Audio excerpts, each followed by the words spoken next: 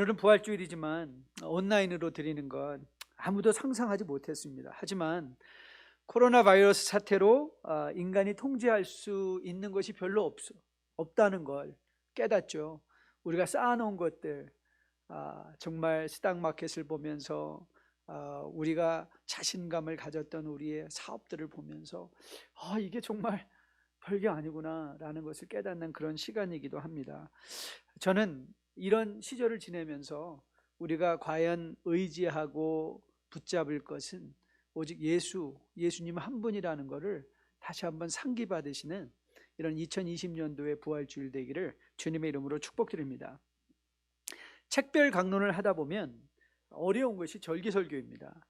그래서 절기가 되면 다른 본문을 가지고 설교를 해야 하는 경우도 종종 있습니다. 사도행전을 강론하면서 바로 이런 딜레마에 빠지게 됐죠. 오늘 부활절인데 오늘 이 본문이 우리에게 부활에 무슨 교훈을 줄 수 있을까? 과연 이 본문 말고 다른 본문을 택해야 되는가?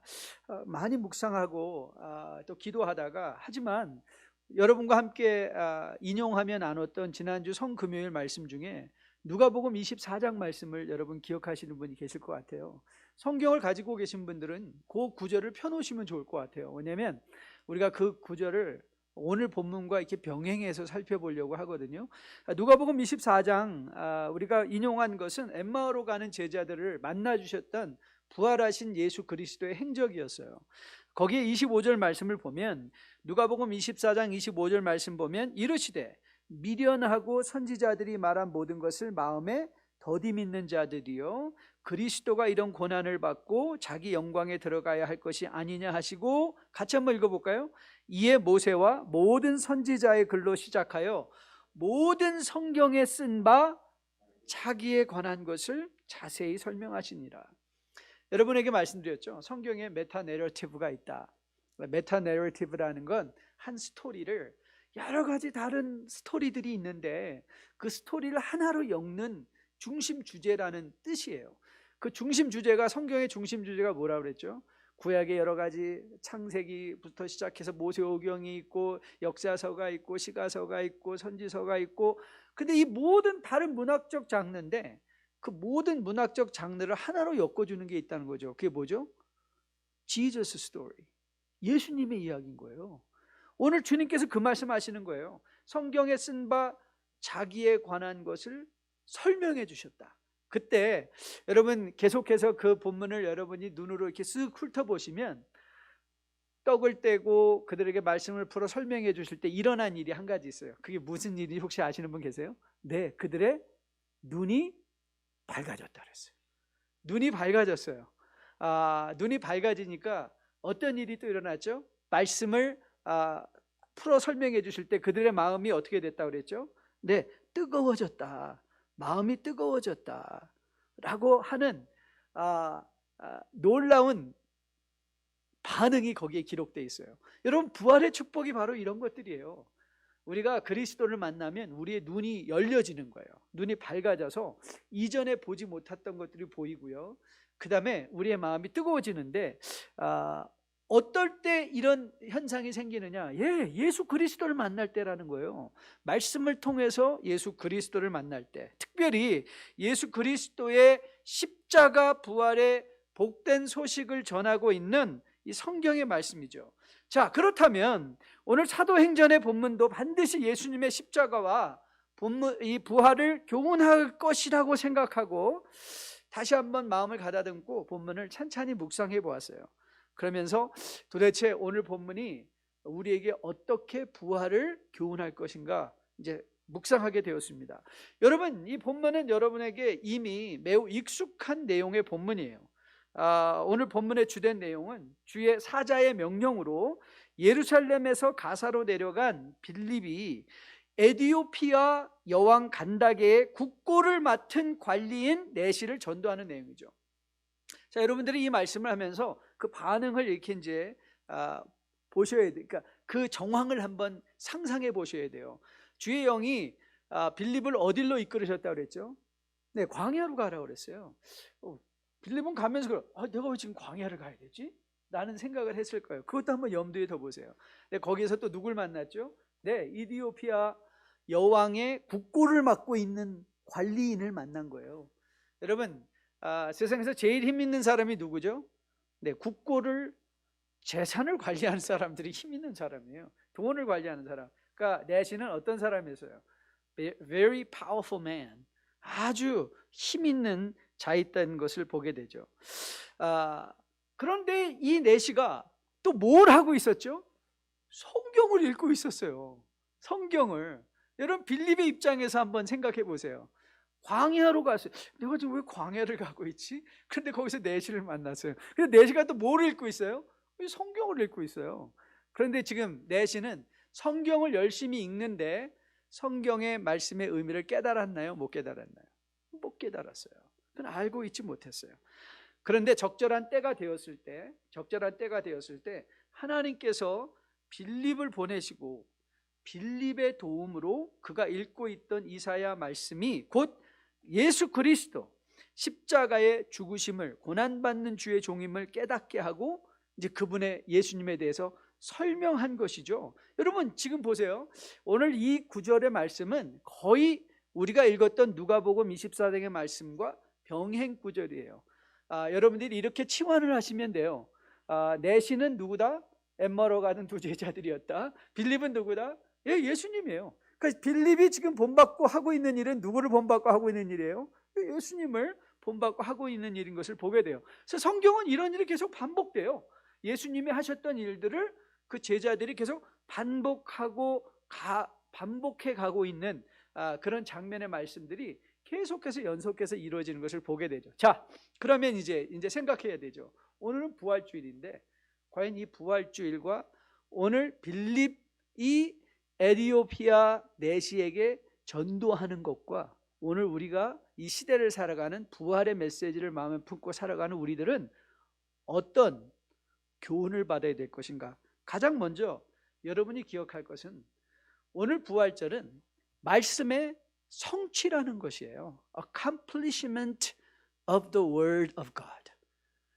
그러니까 하나님은 구속의 역사의 과정을 이루어 가시는데요. 여러분 보세요. 왜 하필이면 내시가 오늘 이사야를 읽고 있었을까? 그리고 그 이사야 말씀이 누구를 가리키고 있었던 것인가? 예수를 가리키고 있었던 말씀이죠. 자, 32절 말씀을 다시 볼게요. 오늘 본문의 32절. 읽는 성경 구절은 이것인 일렀으되 그가 도살자에게로 가는 양과 같이 끌려갔고 털 깎는 자 앞에 있는 어린 양의 조용함과 같이 그의 입을 열지 아니하였도다. 그가 굴욕을 당하였을 때 공정한 재판도 받지 못하였으니 누가 그의 세대를 말하리요? 그의 생명이 땅에서 빼앗김이로다 하였거늘 그 내시가 빌립에게 말하되 청컨대 내가 묻노니 선지자가 이 말한 것이 누구를 가리킴이냐? 자기를 가리킴이냐? 타인을 가리킴이냐? 자, 빌립은 주저없이 그가 답변해 주죠. 35절 말씀이죠. 다시 한번 같이 읽어볼까요? 시작. 빌립이 입을 열어 이 글에서 시작하여 예수를 가리켜 복음을 전했다. 자, 그러면 예수를 가리키는 건 여기서 예수님을 가리키고 복음을 전했다고 하면, 자, 복음은 오늘 이사야는 뭐를 말하고 있는 거죠? 고난받는 메시아의 모습이에요. 그럼 복음은 뭐죠? 고난받는 메시아가 십자가에서 살아나셨다. 부활의 메시지예요. 부활의 메시지를 전했다는 거예요. 바로 빌립이 했던 일은 예수님을 본받은 그 일이었던 것이죠. 그런데 여러분, 이 말은 빌립이 이사야의 말씀을 풀어줬다라는 것보다도 훨씬 더 깊은 중요한 의미를 하나 내포하고 있어요. 그건 뭐냐면 예수님 오시기 전에 700년 전에 예언되어졌던 그 말씀이 지금 뭐 했다는 거예요? 성취됐다는 거예요. 성취되었다. 자, 그러면 이게 왜 이렇게 중요한가? 부활을 살아가는 우리에게 왜 이렇게 중요한가? 여러분, 이사야에게 있어서 예언이었던 말씀이 이제 빌립과 내시에게는 뭐가 된 것이에요? 역사적 사실이 됐다는 거예요. It became what was once a prophecy. 자, 앞에 있는 일을 미리 말했던 내용이 돌이켜 보니까 그것이 이제 뭐에 됐다? It is accomplished historical fact. 역사적 사실이 됐다는 거예요. 자, 그럼 이게 왜 중요한가? 여러분, 제가 이런 어리석은 질문을 하나 던져볼게요. 여러분, 해가 서쪽에서 뜹니까? 동쪽에서 뜹니까? 아유, 목사님, 그 정도는 우리가 다 알죠. 해가 동쪽에서 뜨죠. 근데 여러분, 만약에 여러분들이 어느 날 일어나 봤더니 방향 감각이 없어요. 지금 저거 해가, 내 생각에는 해가 남쪽에서 뜨는 것 같아. 그렇게 믿기로 작정했다고 한번 가정해 보십시다. 그렇죠? 여러분들이 아주 열심히 믿기 시작했어요. 나는 해가 남쪽에서 뜨는 것으로 확실하게 믿습니다. 자, 그래서 여러분이 그거를 확실하게 믿었기 때문에 해가 정말 남쪽에서 뜨나요? 아니, 그렇지 않아요. 여러분이 어떻게 믿든지 간에 해는 동쪽에서 떠요. Why? Why? Because that's a fact. 사실이기 때문에 그런 거예요. 사실. 이건 우리가 믿는가 믿지 않는가와는 상관이 없어요. 여러분, 주님께서 십자가 위에서 성도의 모든 죄를 담당하시고 죽어주심으로 의롭다 칭하여 주시며 구원받는 백성이 되게 하셨다라는 이 말은요, 이거는 팩트인 거예요. 여러분이 믿기 때문에 사실이 되는 게 아니라 여러분이 믿든지 믿지 않든지 간에 이거는 사실인 거예요. 여러분, 우리가 말하는 복음을 영어로 뭐라고 하죠? 복음은 뭐예요? Good news. 그런데 이 N.T. 라이트라는 신학자가 이걸 너무 잘 설명해 주시더라고요. 그 강의를 듣고 있는데 그분이 그렇게 말씀하세요. 여러분, 복음은 good news입니다. Gospel is a good news. It's not a good advice. good advice가 아니라는 거예요. 여러분, 무슨 good advice, 뉴스의 책임은 뭐죠? 일어난 사실대로 말하면 되는 거예요. That's it. 성경은 여러분을 설득하려고 하지 않아요. 여러분을 설득하려고 하지도 않고 여러분을 이해시키려고도 하지 않는 거예요. 사실은 성경이 하고자 하는 일은 뭐냐면 일어난 일을 사실대로 설명해 주는 거예요. 그리고 일어난 일의 사실을 우리가 어떻게 받아들이는가, 어떻게 우리가 그것을 마음속에 담아두는가는 이제 누가 해야 될 일인 거예요? 우리가 해야 될 일인 것을 성경은 보여주고 있는 거죠. 여러분, 성경은 오늘 여러분에게 이 빌립과 네시의 관계를 통해서, 전도의 내용을 통해서 오늘 우리가 선언하십니다. 그리스도께서 죽으시고 부활하셨습니다. This is a good news. 이게 좋은 소식이라는 거예요. 우리에게 좋은 소식. 그래서 이 좋은 소식이 이제 여러분들의 액션을 요청하고 있는 거예요. 여러분들의 액션을 뭐라고 하는가 하면 바로 이거예요. 자, 그러면 이 뉴스를 들은 당신들은 뭘 하겠는가? Would you believe? 그러니까 사실은 이거는 단순히 빌립과 네시의 전도의 정황을 설명한 것이 아니라 그 전도의 정황을 설명하면서 오늘 성경은 우리에게 초대하고 있는 거예요. Believe in this Jesus. 이 예수를 너희도 믿어라. 저는 오늘 이 말씀을 듣고 있는 여러분들이 오늘 이 사실을 통해서 예수 그리스도께서 십자가에 달려 죽으시고 살아나셨다는 것은 내 믿음이 아니라 하나님께서 성취하신 하나님의 일인 것을 다시 한번 마음속에 기억하며 그 예수님의 초대 앞에 순종하며 그 십자가를 부여잡으시는 여러분과 저 우리 모두 될 수 있기를 주님의 이름으로 축복드립니다. 자, 두 번째로 우리가 생각할 이제 부활의 교훈이 있습니다. 자, 빌립과 네시의 이 관계를 통해서, 전도 정황을 통해서 생각할 교훈은 뭐냐면 이 구원이 아직도 진행 중이라는 사실입니다. 진행 중인, salvation in process, salvation in progress, in history. 여러분, 구원의 역사는 지금도 진행 중입니다. 이 사실을 아주 잘 알고 있었던 바울이 고린도후서 6장 2절에서 선언했습니다. 이르시되 내가 은혜 베풀 때에 너에게 듣고 구원의 날에 너를 도왔다 하셨으니 보라, 지금은 뭐예요? 은혜 받을 만한 때요. 보라, 지금은 구원의 날인 거예요. 구원의 날. 여러분, 이 구원의 초대, 이 구원의 때는 언제까지 지속될까요? 네, 주님 다시 오시는 그날까지 지속되는 거예요. 사실 이게 굉장히 중요해요. 특별히 resurrection, 부활의 이후 post resurrection 시대를 살아가는 여러분과 저에게는 이 진행 중인 구원이라는 것, 지금이 구원의 때라는 것, 지금이 바로 은혜의 때라는 것이 너무 중요한, 그게 왜 중요한가 하면 여러분과 저가 이 땅에 있는 삶의 의미와 역할을 정의해 주기 때문에 그래요. 여러분과 저는 이 세상에서 죽지 못해서 사는 게 아니라 여러분과 저는 이 땅에 아직도 있는 이유가 뭐예요? 하나님의 구원을 선포하기 위함이에요. 다시 한번 들어보세요. 굿뉴스를 선언하는 기자들인 거예요.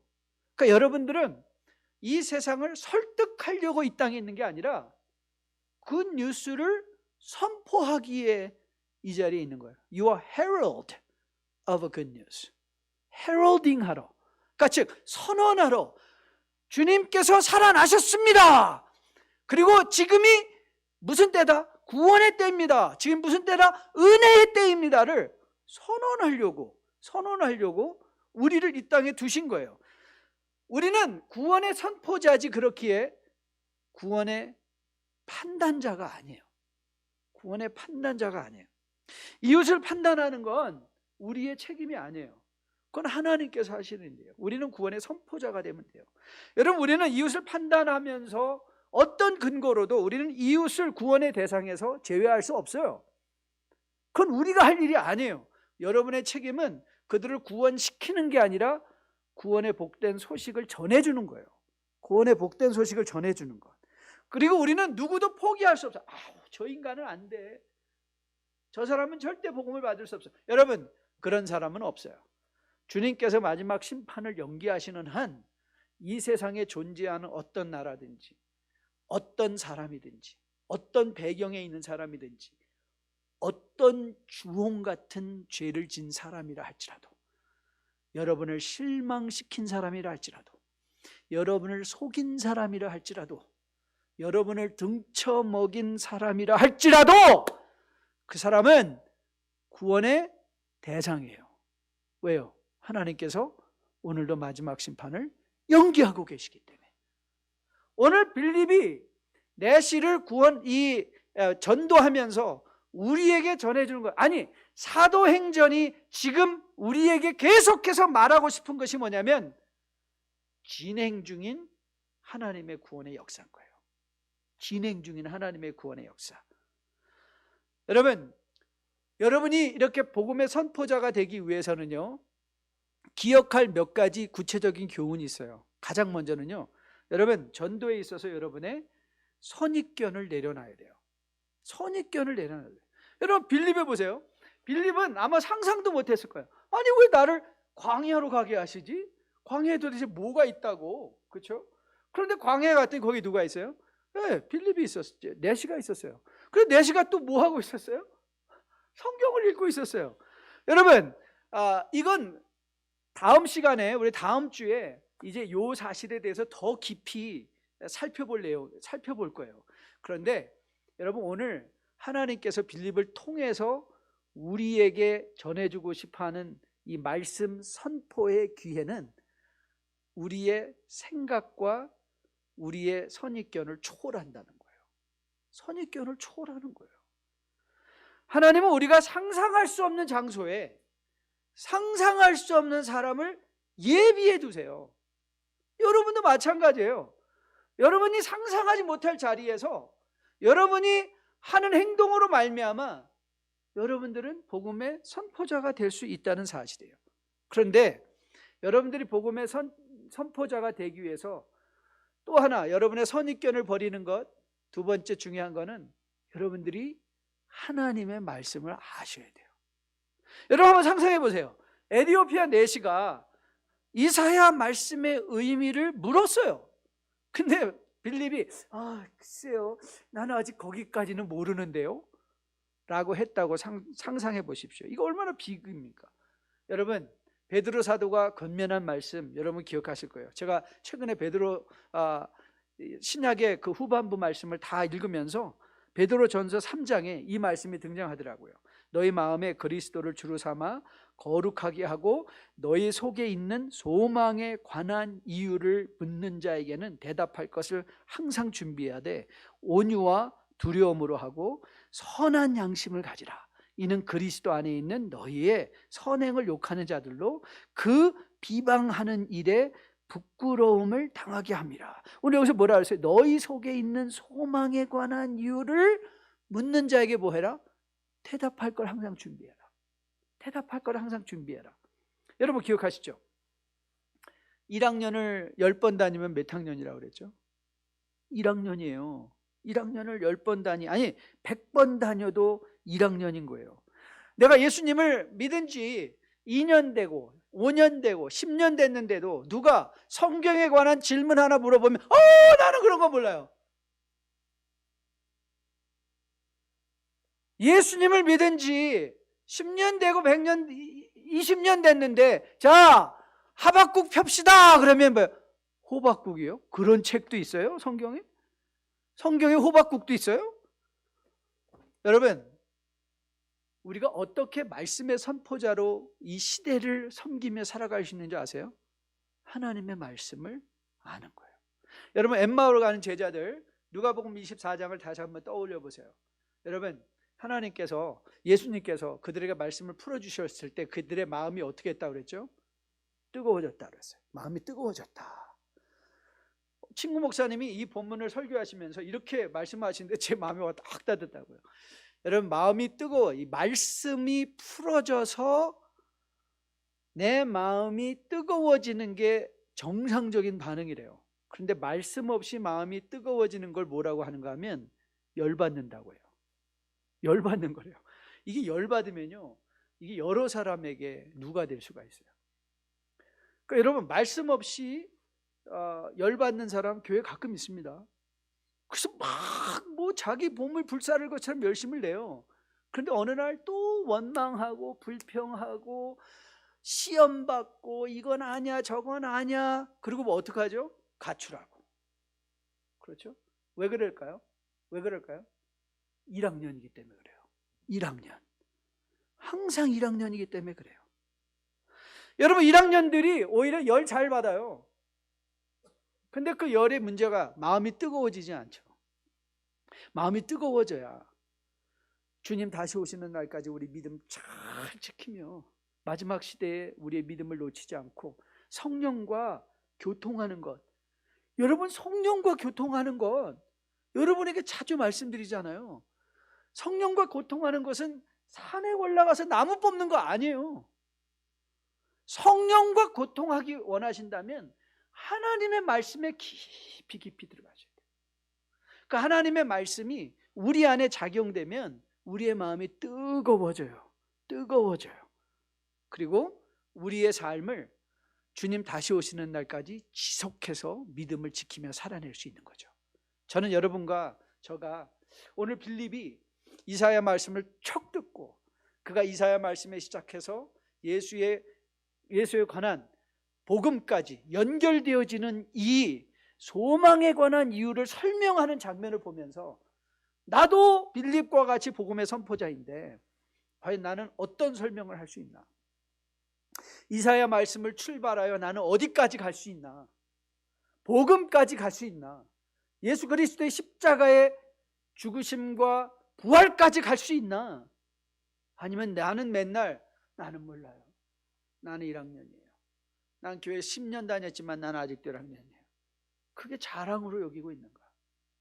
전 여러분과 저가 다시 한번 말씀의 복음에 이 부활 이후의 시대를 살아가는 선포자가 되기 위하여 판단자의 자리에서 내려오고 지금이 구원의 때인 것을 기억하면서 다시 한번 말씀에 깊이 들어감으로 말미암아 우리에게 소망에 관한 이유를 묻는 자들에게 말씀을 시작하여 십자가의 고난과 더불어 복음까지 갈 수 있는 여러분과 저 되기를 주님의 이름으로 축복드립니다.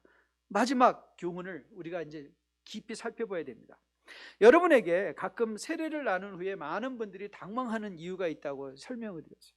우리가 세례를 받은 후에 당황하는 게 뭐죠? 여러분, 많은 분들이 이렇게 여러분 간증 중심의 신앙을 하시면 안 돼요. 왜냐하면 간증 중심의 신앙을 하는 거, 간증을 하는 사람들은 거의 좀 특별한 사람이야. 100만 명에 한 명 뭐. 그치? 내가 예수를 믿었더니 갔더니 공기가 새롭게 느껴져요. 꽃이 새롭게 보여요. 거의 대부분은 그런 일 안 일어나요. 99% 그런 일 안 일어나요. 세례받고 성도들이 제일 많이 놀라는 게 뭐냐면 Why am I the same? Why is my wife the same? 아니 내가 지금 처한 삶이나 사람이나 내 안에 있는 것 아무것도 변한 게 없어 보이죠. 왠지 아세요? 왜냐하면 구원은 씨앗과 같기 때문에 그래요. 구원은 씨앗과 같아요. 여러분, 씨앗은요 시간이 필요해요. 시간의 흐름과 함께 싹을 내고 나무가 되어 열매 맺는 과정을 거치는 거예요. 과정을 거쳐요. 그래서 우리는 이 시간이 필요한 거예요. 그래서 우리가 씨를 보고 열매를 내라 할 수 없어요. 씨에게는 시간을 줘야 돼요. 그래서 여러분 디모데전서를 읽다 보면 바울이 디모데를 권면하면서 지도자를 택하는 기준 중에 하나가 뭐냐면 새로 입교한 자는 말지니 그랬어요. 왜냐하면 그 사람에게 시간을 줘야 돼요. 새로 예수님을 믿은 사람에게는 열매를, 삶에 합당한 열매를 맺을 수 있는 시간이 필요해요. 그러니까 구원도요, 우리가 열매 맺기 위해서는 시간이 필요해요. 그런데 여러분들이 구원을 통해서 열매 맺는 장소가 어딘 줄 아세요? 그게 세상이에요. 세상이에요. 자, 오늘 본문을 보세요. 39절 40절 말씀입니다. 굉장히 중요한 말씀입니다. 둘이 물에서 올라올새 주의 영이 빌립을 이끌어간지라 내시는 기쁘게 길을 가므로 그를 다시 보지 못하니라. 빌립은 아소도에 나타나 여러 성을 지나다니며 복음을 전하고 가이사랴에 이르니라. 여러분 보세요. 세례받은 후에 내시는 어떻게 했다고요? 기쁘게 자기 길을 갔어요. 빌립은 또 어떻게 했어요? 빌립도 자기 길 갔어요. 근데 저는 여기서 조금 상상을 해봤어요. 아마 빌립이 광야를 막 걸어가는데 갑자기 이 내시를 만났어요. 그럼 내시가 혼자 마차 타고 갔겠어요? 그 내 마차에 올라오라 했을 때 그 마차는 뭐예요? You can imagine it was 제일 좋은 차가 뭘까? 제일 좋은 차 렉서스? 아니면 뭐 멀세이리? 그리고 딱 갔는데 갑자기 리무진이 하나가 딱 있는 거예요. 그러더니 빌립이 딱 갔는데 거기서 뭐 이 성경 읽는 소리가 나니까 내시가 뭐라 그랬어요? 들어와 타 그랬어요. 딱 들어가. 오 마이 갓. 광야 한참 걸어가다가 갑자기 이 리무진에 딱 탔다고 생각해 보세요. 무슨 마음이 들었을까요? 저는 그러면 하나님 여기가 좋사오니 내가 좀 더 가르쳐주면 안 될까요? 조금 더 그랬는데 오늘 본문에 제가 왜 이런 상상을 했냐면 하나님께서 주의 영을 보내서 그를 데려갔다 그러셨어요. 아마 거기서 조금 더 있고 싶어하는 빌립을 주님이 얼른 데려가신 것 같아요. 그래서 야, 너 거기 있을 자리 아니다. 너 거기 이제 maybe I become Ethiopian eunuchs. I'll become a private tutor. 야, 너 나랑 같이 있으면 너 말씀 엄청 가르쳐 줄게. 그러면 뭐 하나 얻어먹을 수 있지 않겠어요? 그런데 하나님은 그렇게 얘기 안 하세요. 근데 여기서 내시가 더 훌륭한 것 같아요. 내시가 빌립이요 어디 있습니까? 라고 하지 않아요. 빌립 나와 함께 있어 주세요라고 하지도 않아요. 빌립이 싹 없어져 버렸어요. 그러니까 어떻게 했다고요? 기쁘게 자기 길을 간 거예요. 어떻게 간 거죠? 자기 삶의 현장으로 돌아가는 거예요. 여러분 서려받고 구원받아서 즉시 천국에 가면 좋은데 그건 우리 현실이 아니에요. 서려받고 우리는 어디로 돌아가야 돼요? 현장으로 돌아가야 돼요. 삶의 현장으로. 삶의 현장. 그리고 우리는 믿음의 열매를 어디서 맺어요? 어디서 성숙해져요? 세상에서 성숙해져야 돼요. 세상에서 성숙해지는 거예요. 천국 가서 성숙해지는 게 아니라 우리가 예수 그리스도를 닮아가는 우리 안에 그리스도의 장성한 분량이 충만하게 나타나는 곳은 어디냐면 여러분의 삶이에요. 여러분의 삶의 현장이에요. 간혹가다 그런 분들 있잖아요. 간혹가다 그런 분이 있어요. 예수 믿고 교회 좋다고 교회에 완전히 막 교회당에 와서 사는 사람이 있어요. 새벽에도 교회 오고 이 밤에도 교회 오고 뭐 날마다 교회 와요. 그런데 여러분, 대부분의 그런 분들을 제가 봤을 때 그분들 열받은 분들 많아요. 열받은 거예요. 그런데 여러분, 거기가 말씀이 동반되지 않고 우리가 우리의 믿음을 우리의 삶의 현장, 가정으로 돌아가지 않고 우리가 직장으로 이 복음을 가져가지 않으면요, 우리는 성화되지 않아요. 그래서 장성한 분량에 도달할 수 없어요. 우리는 어디로 가야 되냐? 현장으로 돌아가야 돼요. 여러분, 우리의 구원도 이와 같은 거죠. 구원받은 후에 우리는 예배당에서 사는 게 아니라 세상에서 사는 거예요. 예배당에서 사는 게 아니라 세상에서 사는 거예요. 여러분, 고린도후서 6장 2절 3절 지난주에 여러분에게 인용한 구절인데요, 다시 한번 들어보실래요? 바울이 고린도 교회에게 이렇게 말합니다. 너희는 우리의 편지라, 우리 마음에 썼고 뭇사람이 알고 읽는 바라. 너희는 우리로 말미암아 나타난 그리스도의 편지니 이는 먹으로 쓴 것이 아니요 오직 살아계신 하나님의 영으로 쓴 것이며 또 돌판에 쓴 것이 아니요 오직 육의 마음판에 쓴 것이라. 이건 너무 중요한 말씀입니다. 왜 중요하냐고요? 바울은 이렇게 말해요. 너희는 뭇사람이 읽는 우리의 편지다, 이 말이에요. 그 편지가 뭐예요? 복음의 편지다. 복음의 편지. 여러분, 빌립은 뭐였죠? 네, 빌립은요, 하나 성령께서 보내신 복음의 편지였어요. 내시에게. 그 복음의 편지를 받았어요. 그럼 한번 상상해 보세요. 내시가 이제 자기의 삶의 현장으로 돌아갔어요. 왕궁으로 돌아갔어요. 그 사람은 이제 뭐가 됐을까요? 그도 또한 하나님의 그리스도의 편지가 된 거예요. 그리스도의 편지가 된 거예요. 모든 사람들이 그로부터 변화를 봤을 거예요. 복음으로 변화된 그 삶을 봤을 거예요. 그리고 사람들은 뭇사람들이 그걸 읽었을 거예요. 읽었을 거예요. 그리고 이 마지막 심판만을 연기하시며 하나님은 오늘도 덴버에, 오로라에, 알바다에, 포트 콜린스에, 스프링스에 편지를 쓰세요. 그 편지가 누구라고요? 여러분과 저예요. 편지를 쓰세요. 여러분, 우리가 왜 교회에 살면 안 되는 줄 아세요? 교회에 살면 안 돼요. 교회는 우리가 하나님의 천국의 그림자죠. 그래서 우리는 천국을 세상에서 나와서 그걸 맛보고 우리가 지금 발붙이고 살아야 되는 곳은 어딘지 아세요? 세상이에요. 여러분의 직장이에요. 그리고 여러분들은 물으셔야 돼요. 우리 직장의 동료들은 나를 통하여 무슨 편지를 읽고 있나?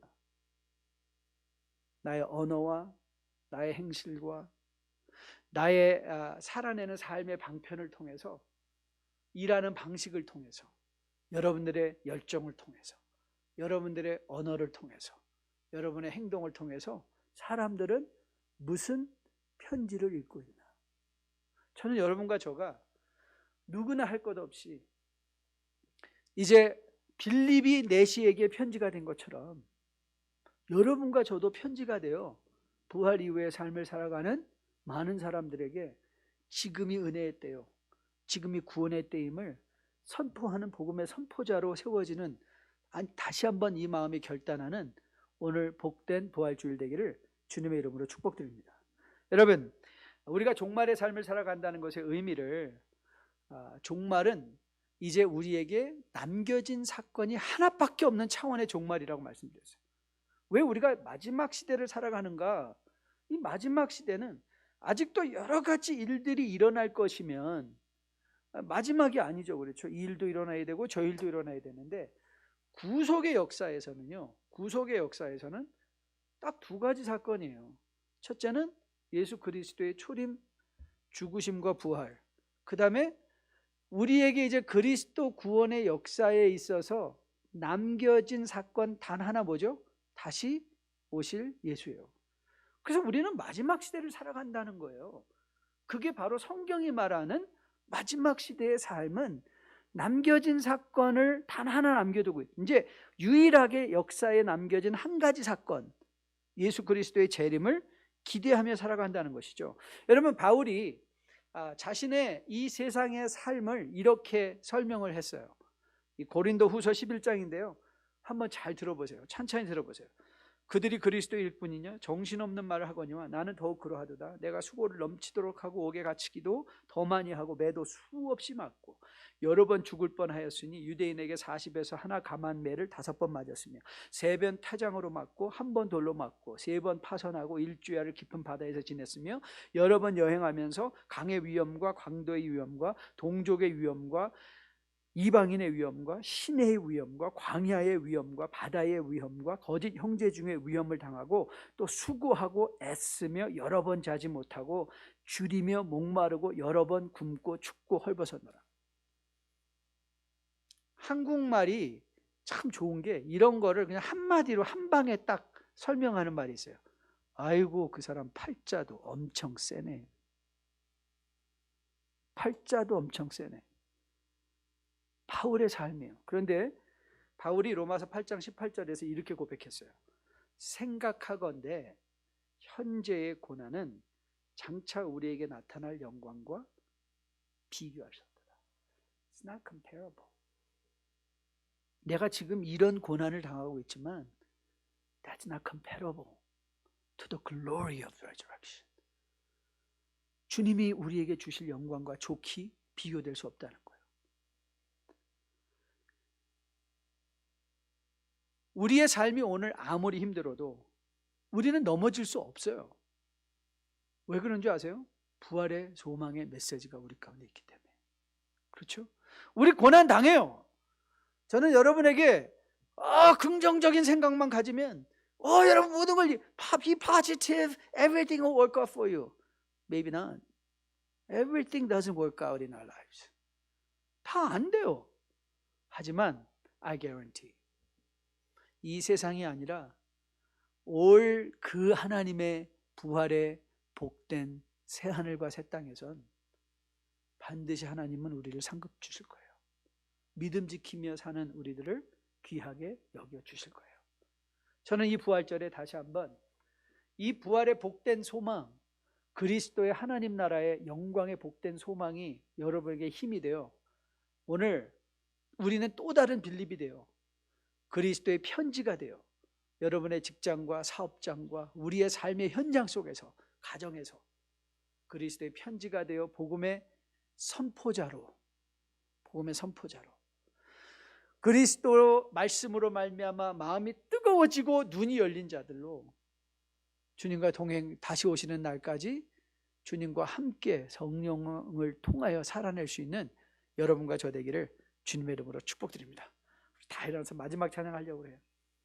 우리 부활절마다 부르는 찬양이 있죠. 주 하나님 독생자 예수 날 위하여 오셨네. 내 모든 죄 다 사하시고 죽음에서 부활하신 나의 구세주, 살아계신 주 나의 참된 소망, 걱정 근심 전혀 없네. 저는 이 찬양이 여러분과 저의 부활의 놀라운 소망의 찬양이 되어서 또 일주일 동안 여러분 가족에게 나는 어떤 편지를 쓸까? 우리 자녀들에게 짜증의 편지를 쓸 것인가? 염려의 편지를 쓸 것인가? 아니면 그리스도 안에 있는 소망의 편지를 쓸 것인가?